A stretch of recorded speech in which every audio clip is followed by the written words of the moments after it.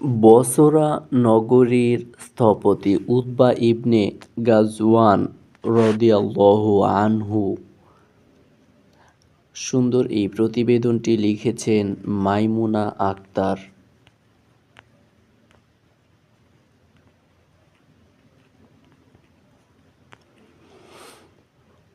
Utba ইবনে গাজওয়ান রাদিয়াল্লাহু আনহু একজন প্রবীণ মুসলমান। তিনি দুটি হিজরতের অধিকারী। বদর, উহুদ, খন্দক সহ সব যুদ্ধে রাসূল সাল্লাল্লাহু আলাইহি ওয়াসাল্লামের সঙ্গে শরীক ছিলেন। ১২ হিজরি সনে সংঘটিত ইয়ামামার যুদ্ধেও বীরত্বের সঙ্গে লড়েছেন।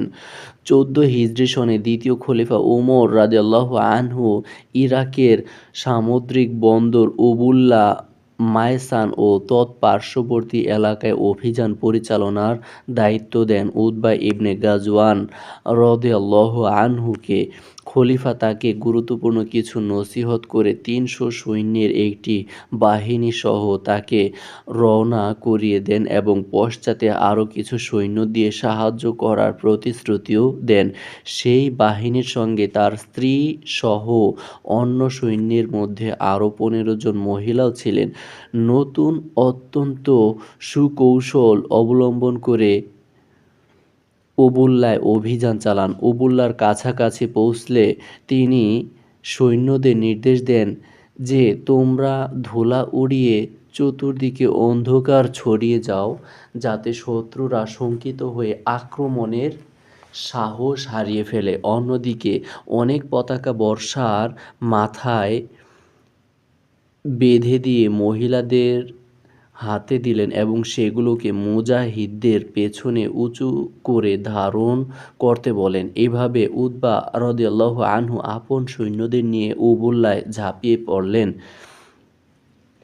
পারস্য বাহিনী শহর থেকে বেরিয়ে যখন দেখতে পেল দিগন্ত জুড়ে ধূলি অন্ধকার আর অসংখ্য পতাকার উঠানামা, তারা ভাবল, এই তো অগ্রবর্তী দল, না জানি এদের পেছনে কত সৈন্য।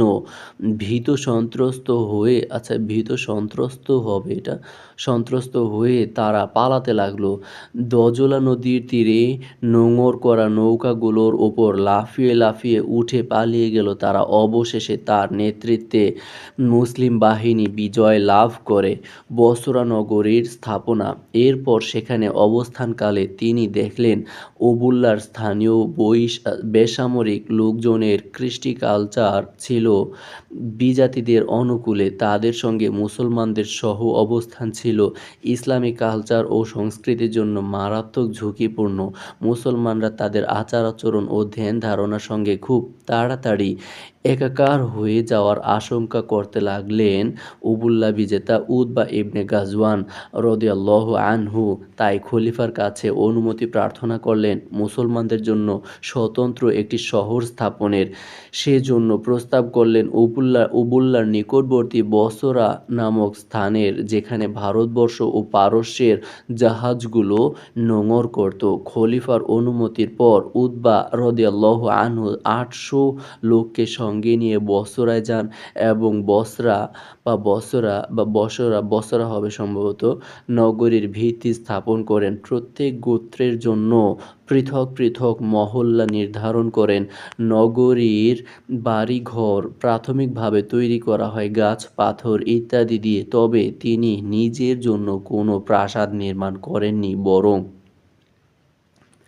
কাপড়ের তৈরি একটি তাঁবুতেই তিনি বসবাস করতেন। এভাবে উতবা ইবনে গাজওয়ান রাদিয়াল্লাহু আনহু নবস্থাপিত বসরা নগরীর শাসক নিযুক্ত হন। ৬ মাস পর্যন্ত অত্যন্ত দক্ষতার সঙ্গে দায়িত্ব পালন করেন। অবশেষে নিজেই সেই দায়িত্ব থেকে অব্যাহতি কামনা করেন খলিফার কাছে। গভর্নরের পদ থেকে অব্যাহতি প্রার্থনা ও ইন্তেকাল।